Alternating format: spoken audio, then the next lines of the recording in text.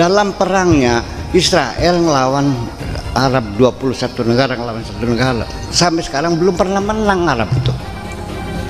Kapan menangnya?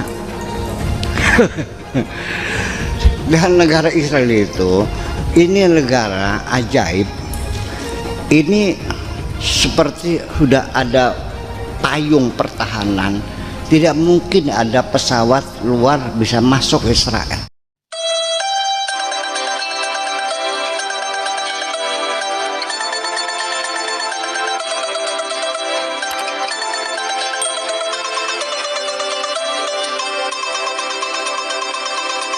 Shalom sahabat Golden Gate Channel yang dikasih Tuhan, puji nama Tuhan, saya bersyukur dan bersuka cita kembali bisa menyapa sahabat terkasih dalam kasih dan anugerah Tuhan. Sahabat terkasih, saya selalu berharap dan berdoa agar sahabat senantiasa dalam keadaan baik dan sehat dan senantiasa diberkati oleh Tuhan. Sahabat terkasih, saat ini kita akan menyaksikan sebuah video yang kita akan lihat videonya berikut ini. Jadi begini, orang Israel itu mengklaim mereka itu tanah air mereka karena Nabi Musa pernah tinggal di situ 40 tahun. Dijawab oleh orang Arab, Nabi Musa ke situ tuh adalah tersesat. Kalau orang tersesat, bagaimana mengklaim itu tanah airnya? Jadi mengklaim tanah air tersesat itu nggak bisa dong, iya kan gitu. Jadi beginilah bahwa sesungguhnya kita sendiri juga berpikir begini, Israel ini kan anak cucunya Nabi Yakub. Nabi Yakub itu namanya Israel, itu Nabi Yakub itu namanya Isra. Makanya surat Isra itu konon katanya surat Bani Israel namanya. Sehingga surat Al-Isra itu di dalamnya adalah berbicara tentang Bani Israel. Makanya suratnya Al-Isra gitu. Jadi namanya Israel itu nama Tuhan. Jadi itulah asal usulnya bahwa bangsa Israel ini adalah suatu bangsa. Ya, suatu bangsa yang punya asal usul turunan. Cuman mereka itu tidak pernah punya tempat tinggal. Tempat tinggal yang dijanjikan oleh Tuhan sebagai the promised land itu nggak jelas di mana tanahnya. Nah, selama dalam perjalanan sejarah bangsa Yahudi atau Bani Israel ini selalu terlunta-lunta dan selalu dinistakan lah.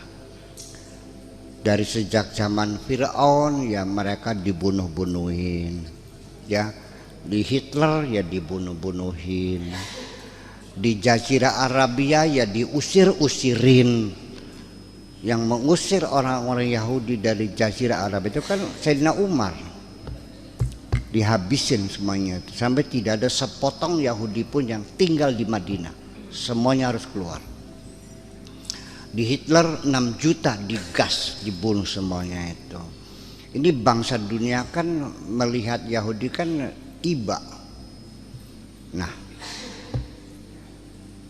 jadi berdirinya negara Israel sekarang ini itu apakah ada kaitannya dengan Yahudi, apakah dengan Bani Israel, ataukah itu ideologi baru yang disebut Zionisme?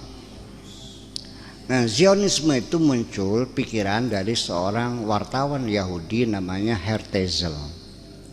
Ya, dia bercita-cita ingin mendirikan Zion.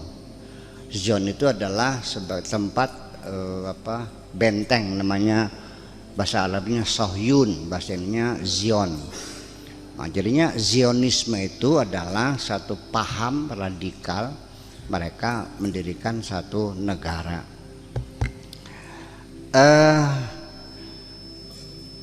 Waktu itu negara Arab terbagi, ada yang dijajah Perancis, ada yang dijajah Inggris.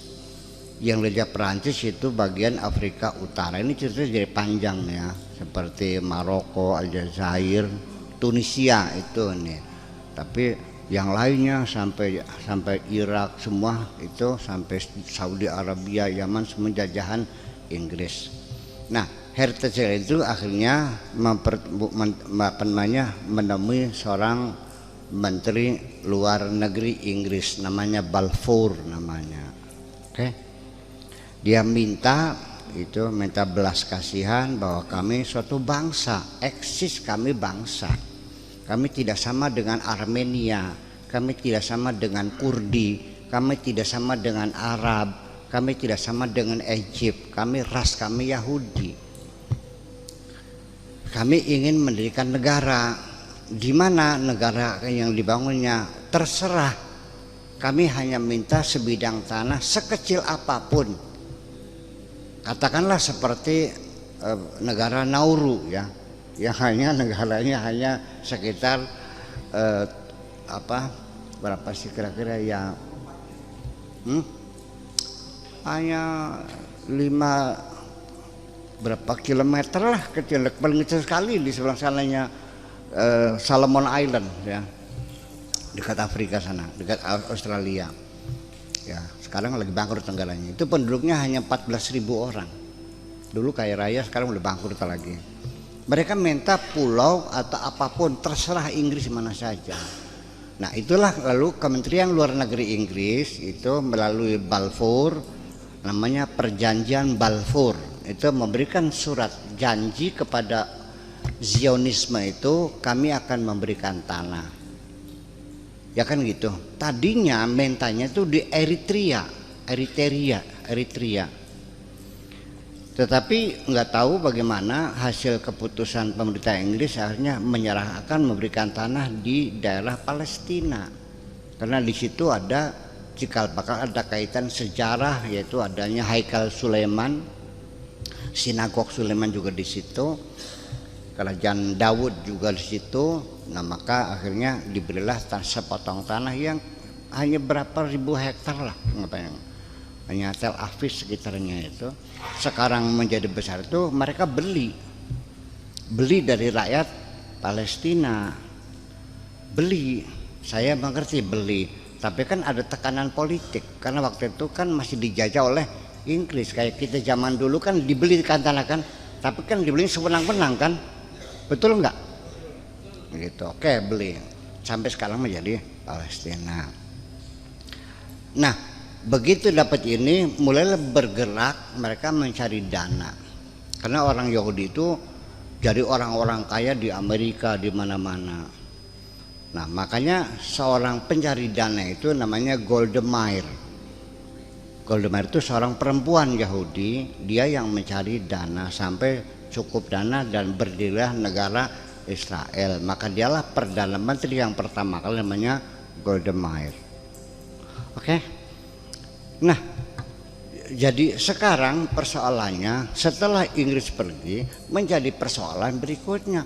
Negara Palestina pun belum ada, etnis ada tinggal di situ. Disitulah dua berdampingan. Dunia menghendaki negara itu sama-sama adanya equality, bahwa Palestina negara merdeka, Israel juga negara merdeka. Tetapi kan Israel juga kan tidak nyaman ada negara Palestina yang ada di sampingnya, sedangkan tanahnya kan terkotak-kotak menjadi susah kan, ada bagian sana masuk bagian sini, kayak Berlin Barat, Berlin Timur, adanya di mana kan gitu. Nah sebetulnya resolusi PBB itu sudah ratusan, lebih dari 290 resolusi PBB mengatur berdirinya negara Palestina itu. Sampai sekarang menjadi persoalan.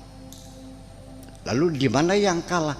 Dalam perangnya Israel melawan Arab, 21 negara melawan satu negara. Sampai sekarang belum pernah menang Arab itu. Kapan menangnya? Dan negara Israel itu, ini negara ajaib. Ini seperti sudah ada payung pertahanan. Tidak mungkin ada pesawat luar bisa masuk Israel. Ya, nggak mungkin. Karena itu mereka sudah ada payungnya. Tidak akan mungkin ada pesawat siapapun bisa masuk. Rudal nggak bakal masuk. Ya, jadi sangat kuat sekali, dan Anda salah mengatakan Israel berfoya-foya korupsi, nggak ada. Israel itu negara demokrasi sekali, gimana sembarangan lagi. Iya, salah paham. Jadi levelnya berbeda. Jadi sekarang mah orang Palestina pengennya Israel dibubarin, berdiri Palestina, yang nggak bisa dong. Ini de facto di sini negara sudah, Israel sudah mendapat pengakuan PBB, Palestina pun sebagai pengakuan sebagai hak otonomi sementara. Nah, perundingan ini masih terus macet, belum pernah selesai. Tapi nantinya sih inginnya dunia tuh ya sudah, Israel negara merdeka, Palestina juga negara merdeka. Yang jadi masalah kesulitan itu sikap negara Arab yang ganda, itu persoalannya. Sebab kalau berdiri negara Palestina, yang saya yakin kalau Palestina berdiri, ini negara yang paling demokrasi di Timur Tengah. Begitu ada negara Arab yang demokrasi, memberi ancaman kepada negara-negara Arab yang tidak demokrasi. Itu persoalan.